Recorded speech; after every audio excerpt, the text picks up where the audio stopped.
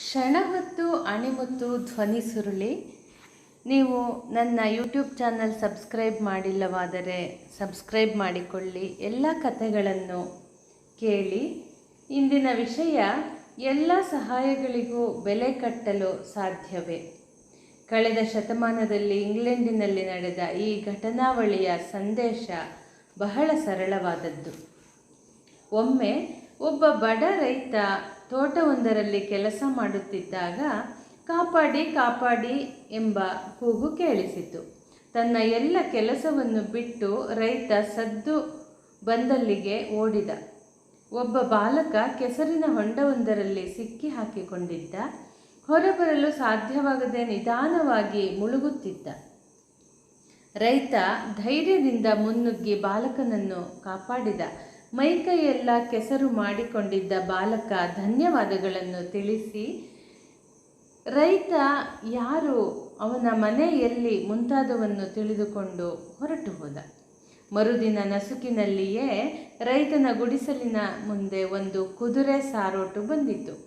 ಅದರಿಂದ ಬಾಲಕ ಮತ್ತು ರಾಜ ಪೋಷಾಕು ಧರಿಸಿದ್ದ ಬಾಲಕನ ಶ್ರೀಮಂತ ತಂದೆ ಇಳಿದರು. ಅವರು ರೈತನ ಕೈಕುಲುಕಿ, ನಿನ್ನೆ ನೀವು ನನ್ನ ಮಗನ ಪ್ರಾಣ ಕಾಪಾಡಿದ್ದೀರಿ, ನಿಮಗೆ ಧನ್ಯವಾದಗಳು, ನಿಮಗೆ ಎಷ್ಟು ಹಣ ಬೇಕು ಕೇಳಿ ಎಂದರು.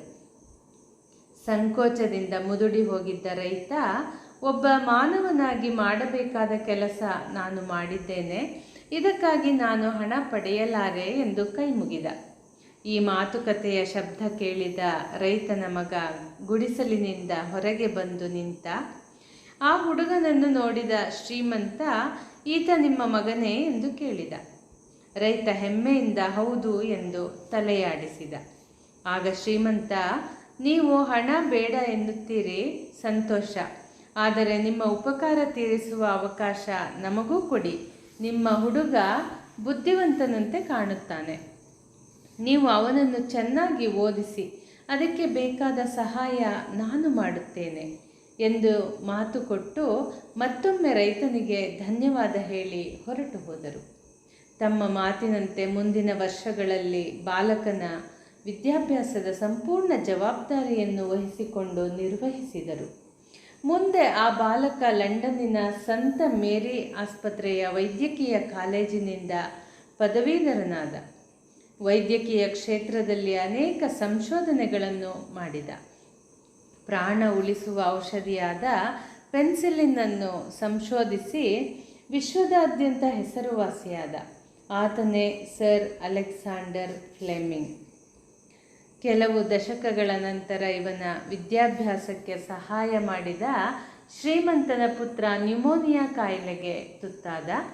ಆಗ ಅವನನ್ನು ಮತ್ತೊಮ್ಮೆ ಪ್ರಾಣಾಪಾಯದಿಂದ ಕಾಪಾಡಿದ್ದು ಇದೇ ಪೆನ್ಸಿಲಿನ್. ಅಷ್ಟು ಹೊತ್ತಿಗೆ ಇಂಗ್ಲೆಂಡ್ ರಾಜಕಾರಣದಲ್ಲಿ ಹೆಸರು ಮಾಡಿದ್ದ ಶ್ರೀಮಂತನ ಮಗ ಮುಂದೆ ಇಂಗ್ಲೆಂಡಿನ ಪ್ರಧಾನಮಂತ್ರಿಯೂ ಆದ. ಆತನೇ ಸರ್ ವಿನ್ಸ್ಟನ್ ಚರ್ಚಿಲ್. ಈ ಘಟನೆಗಳ ಸಂದೇಶ ಸರಳವಾದರೂ ಮಹತ್ವಪೂರ್ಣ. ಯಾರಿಗಾದರೂ ಸಹಾಯ ಮಾಡುವ ಅವಕಾಶ ಬಂದರೆ ಹಿಂದೆ ಮುಂದೆ ನೋಡದೆ ಸಹಾಯ ಮಾಡಬೇಕು. ಎಲ್ಲ ಸಹಾಯಗಳಿಗೂ ಬೆಲೆ ಕಟ್ಟಿ ಹಣದಿಂದ ತೀರಿಸಲಾಗುವುದಿಲ್ಲ.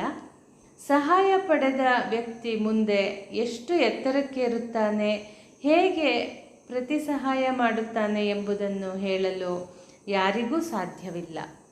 ಈ ಕಥೆ ನಿಮಗೆ ಇಷ್ಟವಾಗಿದ್ದರೆ ನಿಮ್ಮ ಸ್ನೇಹಿತರೊಂದಿಗೆ ಹಂಚಿಕೊಳ್ಳಿ.